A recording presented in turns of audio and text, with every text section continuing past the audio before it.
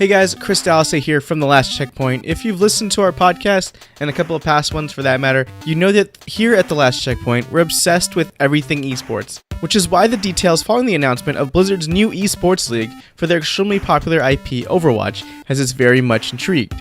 The new league is not surprisingly called the Overwatch League, and will have a city-based team structure system resembling something akin to traditional sports franchises like the National Basketball Association or Major League Baseball.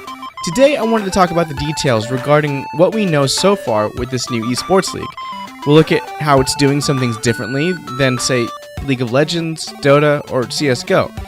We'll see that it's taking an infrastructure ground-up approach, instead of how the currently established leagues grew more organically. Announcements about Blizzard's new esport have been trickling down from the Overwatch League website.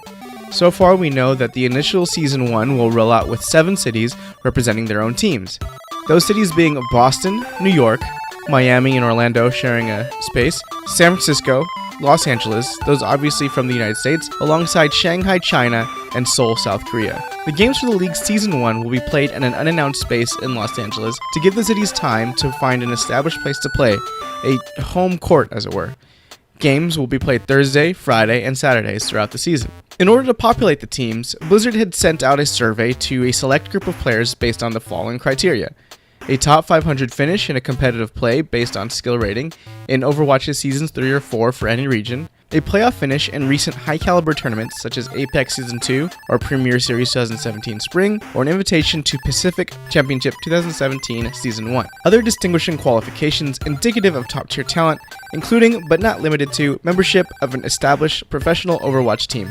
The third bullet specifically opens up the floor to perhaps established streamers and well-known figures in the community that haven't been on the competitive front per se. This survey will act as sort of a scouting report for teams to select players from, but will not be restricted to those from said report. Each team's roster will have at least 6 players and no more than 12.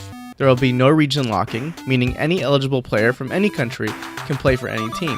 One of the priorities set out by the league seems to be the attempt to put the players in healthy environments. According to Blizzard's guidelines, teams will provide player housing and practice facilities during the season, which will meet professional standards by the Overwatch League.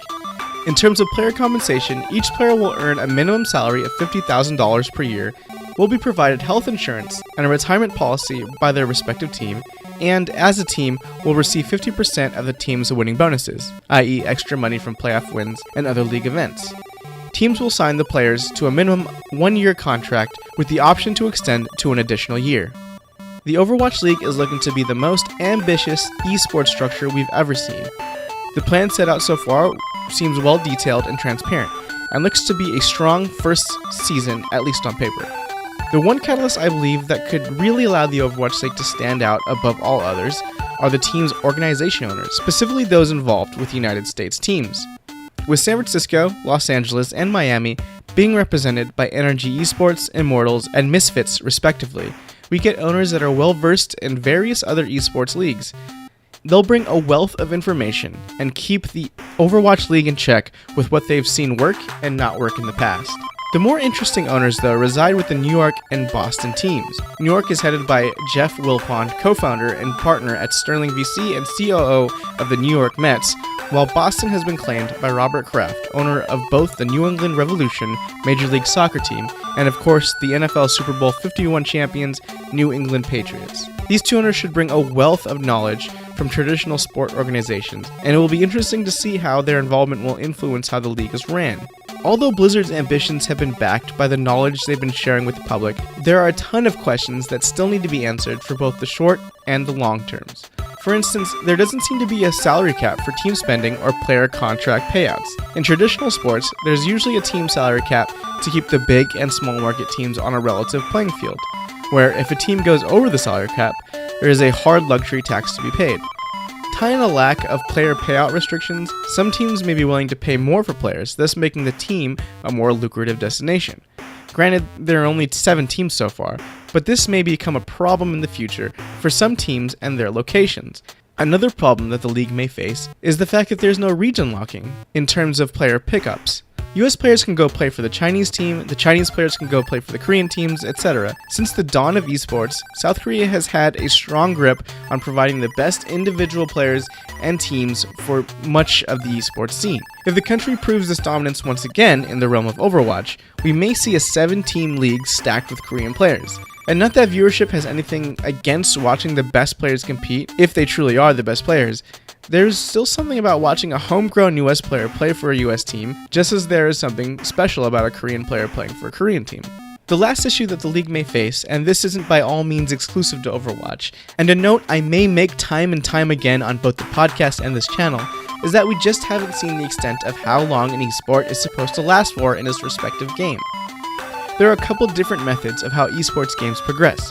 League of Legends and CSGO, for example, have held strong for almost the past decade now, with essentially the same game as when they started. The only updates to those games have been new characters, map updates, and graphical upgrades. And then you have games like StarCraft and fighting games like Street Fighter that just let the latest iteration of the game be the face of the esport, i.e. the Third Strike scene went to Street Fighter 4, then more recently to Street Fighter 5, with all the Ultimate Editions thrown in between. Anything outside of these models, I think, just wouldn't have any sort of longevity in the realm of esports.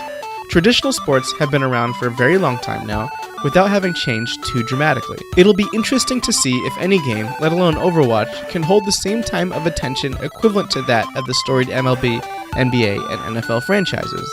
I only point this out because of the initial comments I had made at the beginning of this piece, how this E-League will be the closest thing to traditional sports as we've ever gotten. And if any company has the means and willpower to push their games to that level, it's Blizzard. As always, thank you guys for tuning in. As more information comes down regarding the Overwatch League, we'll be sure to make more content with said news. I hope you guys liked this video, and if you did enjoy, please hit the subscribe button and share this with your friends. Chat with us in the comments below and check out our other videos as well. Be sure to check out our gaming podcast, The Last Checkpoint, on iTunes, Google Play, or wherever you get your podcasts. And also be sure to stop our website, thelastcheckpoint.com. Thanks guys, and we'll see you next time.